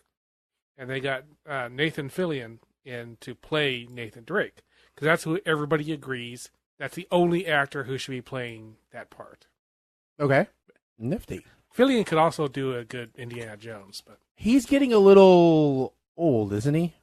Yeah, he's playing a cop who's a rookie right now, so. Yeah, maybe. I don't know. And I'm sorry. I just went back to the WKRP thing thinking, damn it, we need Nathan Fillion in there somewhere. What could Nathan Fillion do? I don't know. He could be Andy, I guess. He could be Andy. Who did we have as Andy? We had Blake Shelton as Andy. He's out. All right. Nathan Fillion. Yeah, that's much better. I like having just actors. So all right, so we're gonna print that again. There's a better list. All right. You know what? We'll go ahead and we'll do the movie review now, because I'm sure we'll have some. We'll have a little bit of time afterwards. Yeah. So this week in our double feature movie review that we do every show, We picked 2 movies inspired by the, hey, you might be interested in this, or hey, based on your viewing, you might want to watch this on Amazon, Prime, Netflix, etc. We've even been known to throw some YouTube movies in there against our better judgment. This week, our 2 picks were Special Unit and Barely Lethal. Which I think we should get out of the way first. Barely Lethal first? Yeah, just get past it. All right. So, Barely Lethal. I'll go first if you guys don't mind. Well, why not? You're up on the screen. Go ahead. Boy, is it just me, or do the list of production companies get longer and longer the more movies we watch? It used to be that a movie intro would take a minute at most, but this one has a full aha take on me style video to play through before the movie even gets started. What's interesting most is the DirecTV logo right before the picture begins. Now, I'm used to Netflix and even Amazon produce content, but if DirecTV is starting to make their own content, then our potential pool of horrible movies is expanding at a rapid pace. Okay, enough general commentary and on to the review of this movie. From the start, I kind of like this movie. With notes from Agent Cody Banks, Spy Kids, and Soldier, it starts off with a great idea that the government adopts orphan children into a secret shadow government program and teaches them basically from birth to be elite killing machines. Since they are orphans, they have no attachments, no loyalties other than to their countries, and their commander ensures that they have no sentimentalities. This all works well until one teen decides that she desires a normal life, or at least what teen magazines and movies tell her is a normal life. With the right opportunity, Agent, I believe it's 86, but I didn't write that down right, is able to fake her own death and escape to suburbia to attempt a real teenage life. As it turns out, only part of it is like the magazines and movies she obsessed over. Rejection, humiliation, and rocker boy crush obsession litter this movie, until her new life is crushed by a viral video of her in a mascot outfit going all Krav Maga on a neighboring school. Factor in that the worst criminal she's apprehended to date has just escaped custody, and now we're in a real action movie complete with car crashes and girl-on-girl fights. I won't really give too much of the movie away, but here are a couple observations. Okay, I don't know any parent that's that lax on blackout drinking. Did no one think to ask the little boy where he kept getting the spy gear? Where are these parties wherein what appears to be 13-year-olds are doing shots so blatantly? Excuse me. Who stops at drawing just a single penis on someone's face? Which gluten-free chick won the fight? We never find out. Why do my corn dog sticks always break, but that one can stab someone and survive? How did Samuel L. Jackson not say MFer in this movie? Wow, Steve-O did a pretty sober acting job here. As you can see, while the movie had some questionable parts, overall it held my interest. I'm going to give this movie a solid smile because of the actresses involved, the witty puns, and the semi-family friendly tone of this movie. It really is something that I could watch again. So there you go. Smile from me.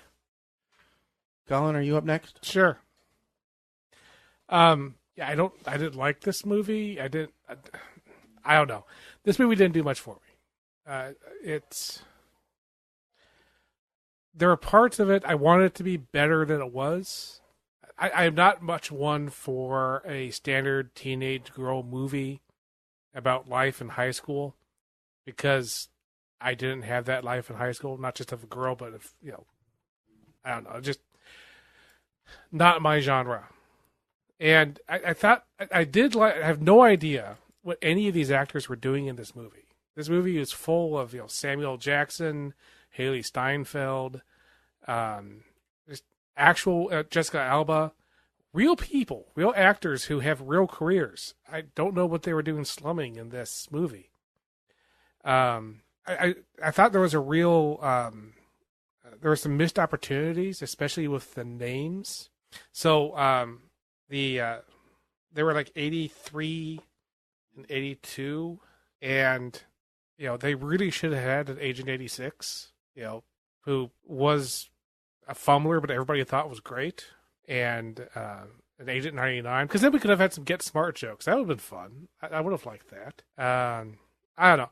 This is getting, I'm not going to give it a meh. I'll get one above meh. I did find it entertaining how incorrect the plot summary was on Wikipedia, because I was reading it while I was watching the movie and going, that's not right. Good thing I'm not basing my review off of Wikipedia's plot, because half of it was incorrect. So, the fight at the end was fun. I like that. At the very end of the movie, which I won't spoil, I thought that was good. I think Sam Jackson's his parts were like filmed completely separately from the rest of the movie. He seemed to be in a better movie than the rest of the movie. A new movie that is just the Sam Jackson part, that would be a lot of fun. And I think it needed a director and a cinematographer that's a little bit better at surreal filming. I think that would have had a more surrealistic shoot of this, something closer to like the Spy Kids shoot. You know, something where it's just a little bit more off center and a little weirder. I think I would have liked that better. Anyway, that's my review. All right, Mike, you're up next. All right. So this movie was kind of like an ABC Family version of Transformers meets X-Men meets Avengers meets Spy Kids meets Mean Girls. A lot of meats, I know. But the part I am most curious about as I start watching this movie, will Sam Jackson drop his trademark MFR? Or try to, or will they like allude to it? And I was actually quite entertained by this movie and had nothing to comment until I saw Steve-O and said, what is he doing here? Because all the rest of these folks were legit actors. If you had told me then that Haley Steinfeld would be such a big actress in Bumblebee and the Pitch Perfect movies, if you had told me we were going to have the Queen in the North in there, I would have never believed it. But so I didn't have much to nitpick. I enjoyed this quite a bit. And it may very well be because I watched this almost immediately after Special Unit. Oh, yeah. So I'm not giving this to Schneikes because it does take a whole lot of those to get one of those out of me. I'm turning into the salty old man, and the Schneike is reserved for special occasions. I would give this a big old smile, but I'm taking a rating off because, one, Samuel L. Jackson didn't even try to do an MFR. Two, him and Jessica Alba were barely in this movie. And three, Topher Grace shows up as the dad in the picture, and that's all you see. But I am going to give this a big old grin, which is just below smile. Well, yeah, just below smile. So I guess we went right smile, grin, smirk, right down. Now, Colin, I actually went back through the records here and I looked. The closest movie we had to this that we actually reviewed was called So Undercover. You guys remember this one? Was that a what's her name from Herbie movie? No, this was the Miley Cyrus sorority spy movie. Yeah, Miley Cyrus. And Colin gave that one a smile. Wow. Yeah, but that had the guy from Entourage in it. Oh, okay, yeah. The guy who'll never work in Hollywood again. If I had watched this movie directly after Special Unit, I might have given it a Schneikes. But yeah, I watched it all by itself a week after Special Unit with nothing around it, and I just didn't get into it. All right, so that brings us cleanly to Special Unit. And mind if I go ahead and do that first? Oh yeah, Colin. All right, we'll let you go first.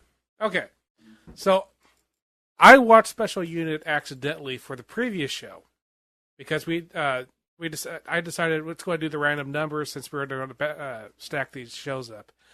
And I realized, I didn't need to watch that. That's for the next show. Oh, I wish I had done that. Because usually I try to watch these movies much without too much lead time so that they're fresh in my mind. Also, any reason to have not seen Special Unit would have been good. So Special Unit is a passion project for Christopher Titus. He'd actually been trying to get this thing made as a TV show previously, and everybody who had money who was going to do things like TV shows told him it was a terrible idea. So he decided to make a movie about it to prove them wrong, or I guess prove them right, but that wasn't his intention. I will say very early in watching this movie, I was seriously considering tapping out and not finishing the movie. What I did was I had to look up who was actually in this movie, because this is a movie about handicapped people who want to be police officers. And I was like, okay, are these just actors making fun of handicapped people? Because if they are, I could not keep it up. So I looked it up. It's like, okay, so that one guy really does have cerebral palsy.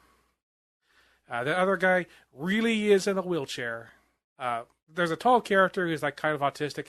He's not really that. He's a Second City trained comedian. I let that one go. So I was like, okay. And I will say the second half of the movie was not as brain-destroyingly awful as far as Christopher Titus. He stopped because he is a horrible, horrible, horrible person at the beginning of the movie. Oh, he is a horrible, horrible person at the end of the movie. There's at least one less horrible in there. There's also a love thing with Christopher Titus's character, which never made any sense. And I don't know. This movie, I still cannot decide if I hated this movie or liked this movie. I am going to officially give this movie a meh, just because it's right there in the middle, and I can't decide if it should be burned or not. And I think over time I might decide it should have been burned, but at the moment I'm giving it a meh. I am looking forward to more discussion about this movie after the other two reviews. Mike, do you want to go next, or you want me to go next? It doesn't matter. All right, I'll go next. All right. I put this on the list. And by the way, did you think she was faking being a little person? She was, I just, when you said, are they acting being... do you think she was faking that? How do you fake that? She was the only one I was sure of. All right. All right. I think I should get right out ahead of it and say with 100% certainty, I expect Mike to have tapped out within the first 20 minutes of this movie. His handicap PTSD had to have been in high gear already, and even I had issues with Mr. Stutterer. So, Special Unit, a crowd-funded movie about PC run amok at the LA police force. The mayor, Cynthia Watros, who played Christopher Titus's wife in his television series, having already slept with the worst cop on the force, decides that she needs to punish him further by making him the head of a unit full of handy-capable recruits in an effort to get more votes for the upcoming election. Christopher Titus's character Garrett is so willingly thrown under the bus by his captain, played by Billy Gardell, a.k.a. Mike from the Mike and Molly TV show. Thus starts the application process of about a dozen specially abled citizens who have varying degrees of qualifications and disqualifications.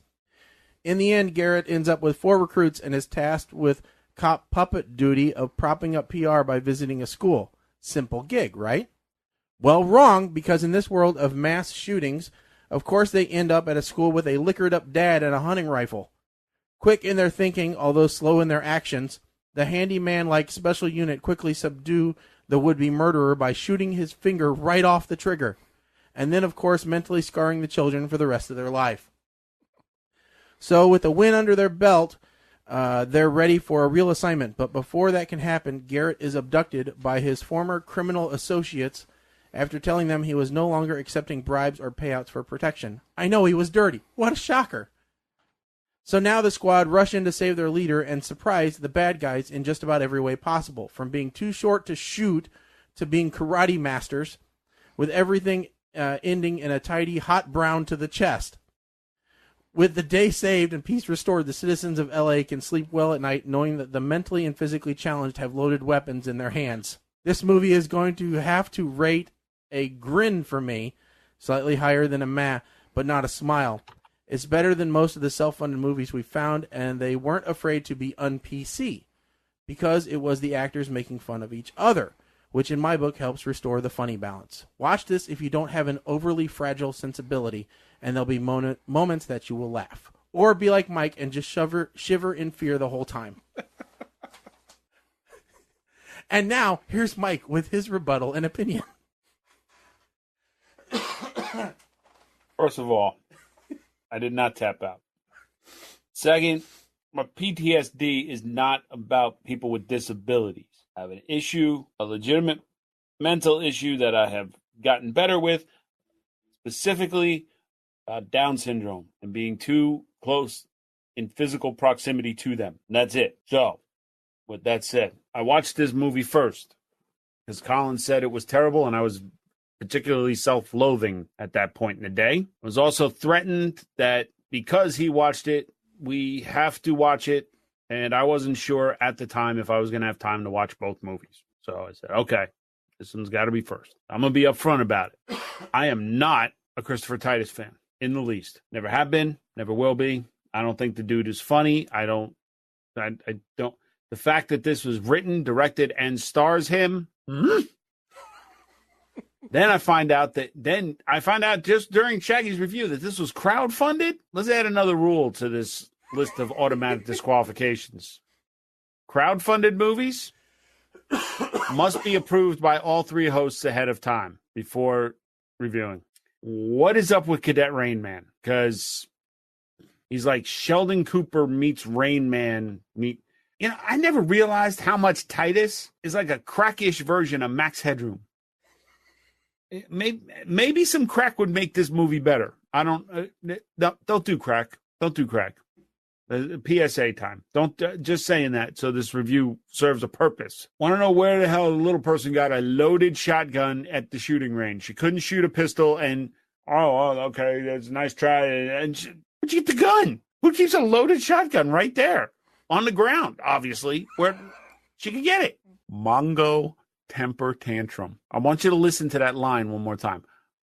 Mongo temper tantrum. This is what Titus says to Rain Man during one of the scenes. Could we offend any more people with this movie? And there you go. Touching Mongo. This is where I have a little bit of a PTSD flashback, because when you touch him, he goes ballistic and he can throw you across state lines. That just proves to me that this whole quote-unquote retard strength thing is real. I want to know how the five of them, including the wheelchair, where was the wheelchair in the Charger? Who put him in and out of the car? Maybe it was Mongo. I don't know. But where was the wheelchair in all of this? The trunk in a Charger is not that big. To cap it all off, Rain Man shits on someone. Would anybody like to take bets on what I gave this movie? Well, obviously it's a Schneikes. I mean, there's no question. You had to have loved it. In Bizarro World, it's a Schneikes.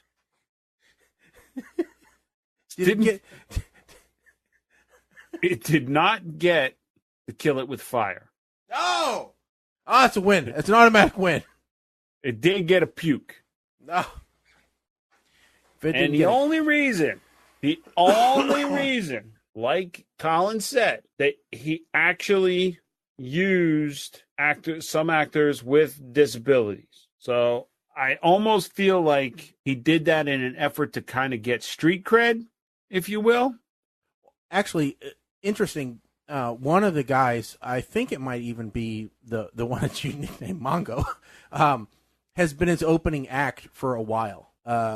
When he tours doing comedy, he's actually friends with quite a few, and disabled comedians, and he feels bad that they don't get more acting jobs.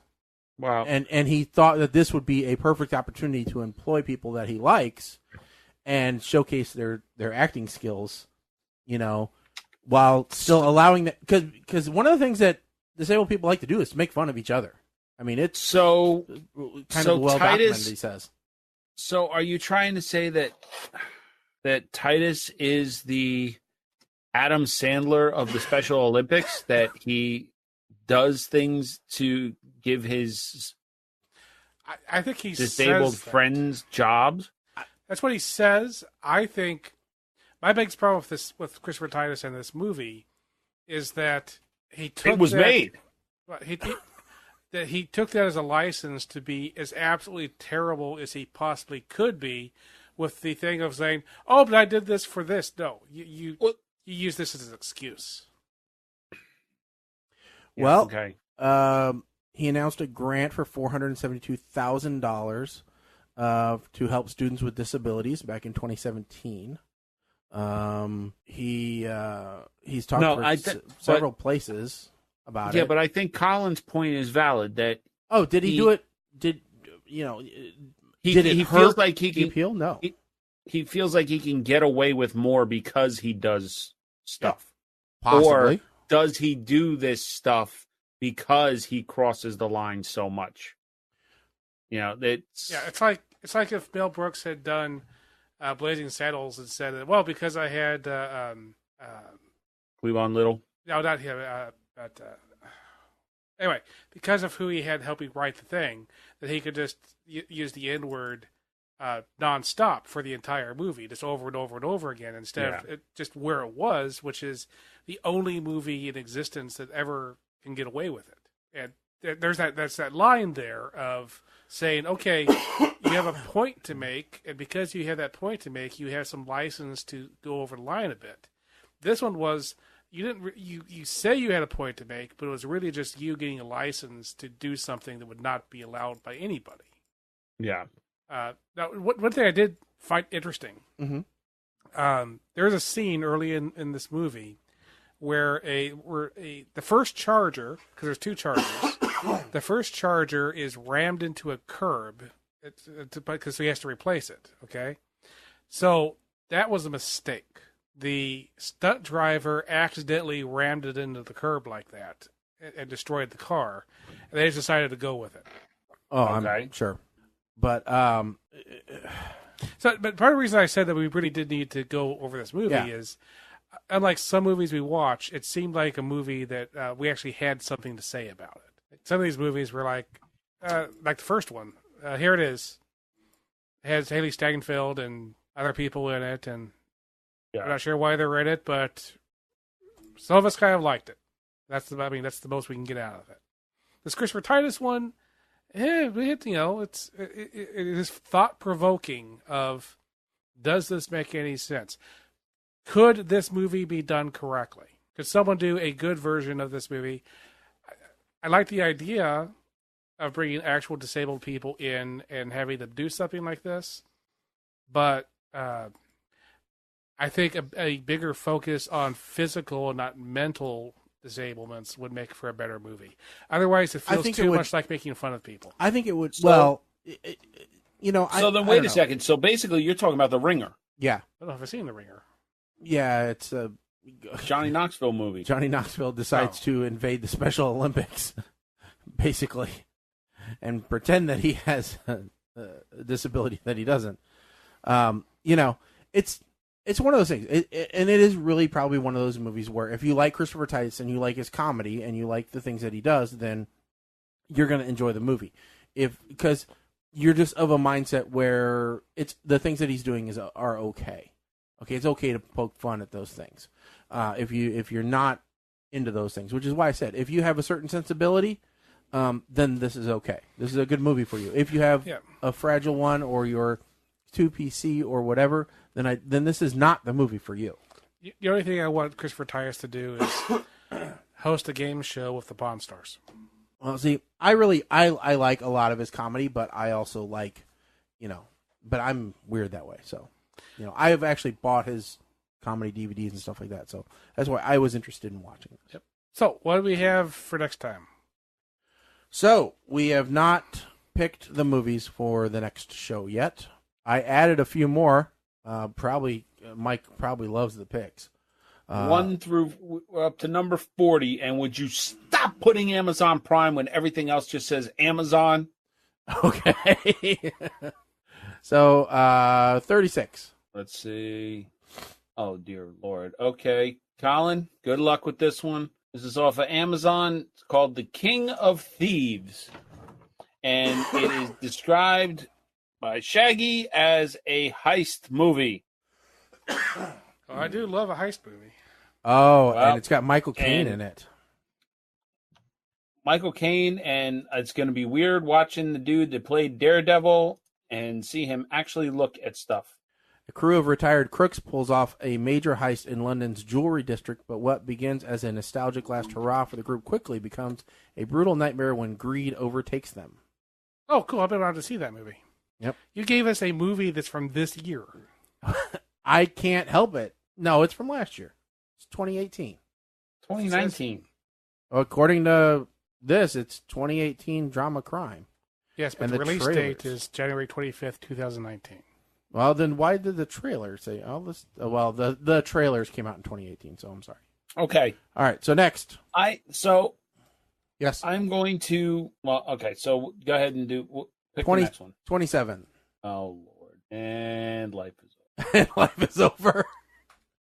It's not Special Unit 2. They haven't filmed the sequel yet. It might as well be. It's Gamers? another one on Amazon. Oh no! Okay, I'm glad I waited.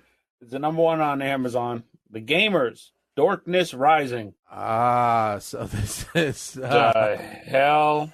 I can already tell. When fantasy gamers cannot get their characters in gear, their dungeon master brings out the heavy weaponry, a female role. Wait. This says it says film series The Gamers down there. Is this the first one? Down there, down below. I'm looking. Hold on. No, okay, yeah, no, it doesn't look like it is the first one. Well, maybe not. The Gamers Hands of Whatever is 2013. This one was 2008. Initial release. Film series, The Gamers. The Gamers started in 2002. Yeah, so this is not the This first. this is the second one in the series. So if we really wanted to do this Therefore, right, based off of our badass rule. oh, hold on. We just instituted a new rule, which falls into this category. This was a Kickstarter project. Yeah, no. Okay. All All right. 12. Oh Lord, we might have another. Nope, no good. Unavailable. Okay. That was Lloyd the Conqueror. 5. Oh, this one. This is a Netflix title, and I'm pretty sure that this is still available. I And almost wish that Lloyd the Conqueror would have no, been it's available. not. Wow, we're batting 1,000 here. This has been on there a while, and I'm kind of glad because this was a real movie. Guess who? What? Oh, that was the name of the movie? Was Guess That Who? was the name of the movie, and it's no longer available on Netflix streaming. Now, we can let me hold on. Let's see if it's available in Prime Video. It is not, so goodbye. We are All right. batting 1,000 here. 35. 35. This one I'm sure is going to be available because this is one of the ones you recently added. Dirty Dealing. Oh my God! What did you do? What do you mean, what'd I do? A group of sexy blackjack dealers, the Sin Pit Pussycats. Hey, Colin, it's plotting to rob a Vegas casino. Colin, hey, Colin, it's a heist movie. And it was in 3D. Shaggy's See, bringing Thomas up. Howell's in it. It's directed by somebody named Christopher Robin Hood. Yeah. So Winnie the Pooh's partner making movies for the rich or for the poor with Michael Madsen. Oh my God. Dude, how is this? Michael Madsen from Reservoir Dogs and Kill Bill Volume 1 and 2 and Donnie Brasco and Thelma and Louise fame. Did I move that over already? What the hell? Dirty Dealing. What number was that? That was supposed to be 35. Oh, okay. Yeah. Click on the director. What else has this guy done? Okay, so Christopher Robin Hood has also done producer credits. Dirty Dealing 3D, Counterpunch, The Casino Job, and Impact. Oh, click on director. Was he actually in Impact? Oh, that's not the Impact you're thinking of. Director. 3 credits. The 3 movies that he was also the producer for. And, he was an actor in Con Air. Uncredited Crash Witness. Okay. So what I was going to say after we picked the first one, I was going to say to help preserve the list of the suggestion sheet and to make this truly random, Mm-hmm. if an Amazon movie came up, then we would automatically do the first suggested Prime title that showed up underneath. Oh, okay. Right? Now, I know that's different for you and I because it's based off of our viewing preferences. So then I pull up the Gamer's Darkness Rising. Yeah. And this was before I vocalized this rule. And I said, I'm glad I didn't. Because what's the first title that's suggested down there as customers who watched this item also watched? The Kings of Badassdom? Mythica 4. Mythica 4. Well, because I don't want people to hate me, do we want to swap out Dirty Dealing for something else? Because it sounds like we have two real... Well, we have one good movie and one real stinker, which might be okay. No, we're okay. I think we're okay. All right, I'm okay with this. So King of Thieves, I don't... King of Thieves is going to be...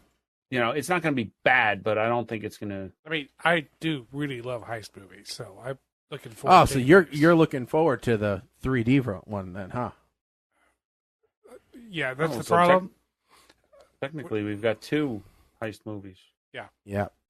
Unfortunately, when you love heist movies as much as I do, you're also very, very hard on them. Yeah, but we've got Michael Gambon. Oh no, this one I am. No, and I am Michael Caine.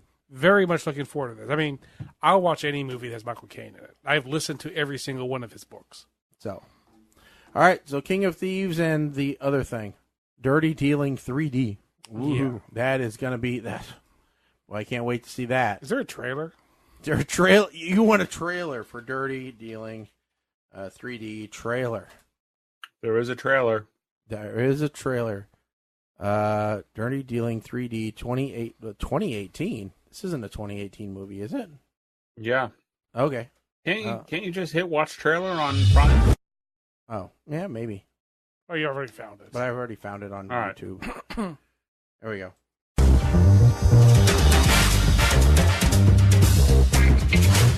So do you really own the whole casino? Yeah.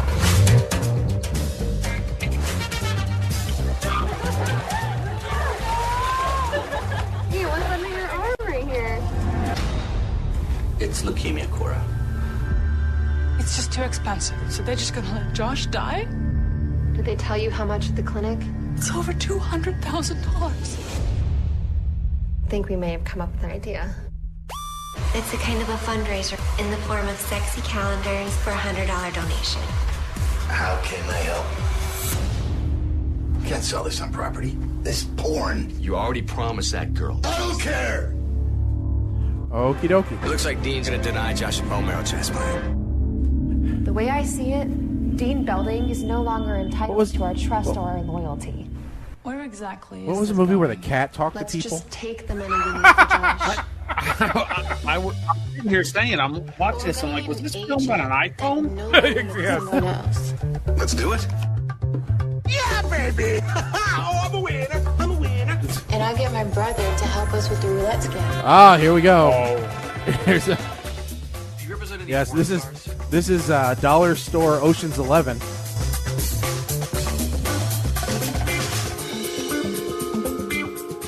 So we just have to make it through the caper. Yeah, there you go. Spotted kid's dying. You're gonna love this, Colin. This looks like it's gonna be awesome. It's a business thing.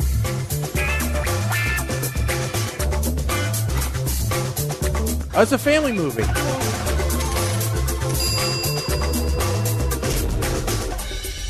Are you two gonna make out?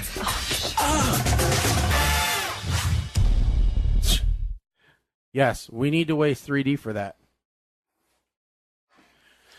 Yeah. Are you so excited, Colin? I can tell that you're going to go home and watch that tonight. Oh, goodness. So There is no God. all right. Well, I think we all know what the rating that one was going to get.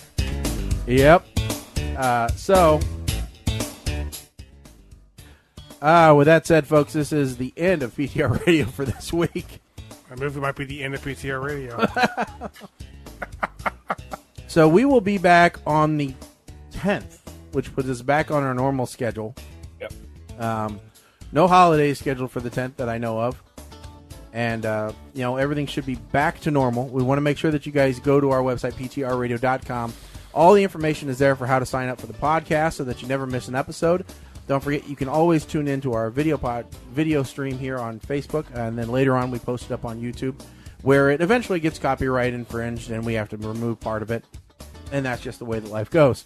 If this movie copyright strikes us for playing their trailer, it's just... Yeah. There's something wrong in the world because we're literally trying to give them pennies. Literally, we could have filmed it with the cameras looking at us right now. Yes. And it would look better. Yeah. We could have produced a better movie than that probably. But with that said, also don't forget to join us on social media at PTR Radio for Facebook, Twitter, and Instagram. Stuff's going up all the time there, and we want you guys to follow along. Don't miss a beat. So, all that said, I'm Shaggy. I'm Colin. I'm Mike the Ape Man. Stick a fork in us, folks. We are done. We'll see you next time.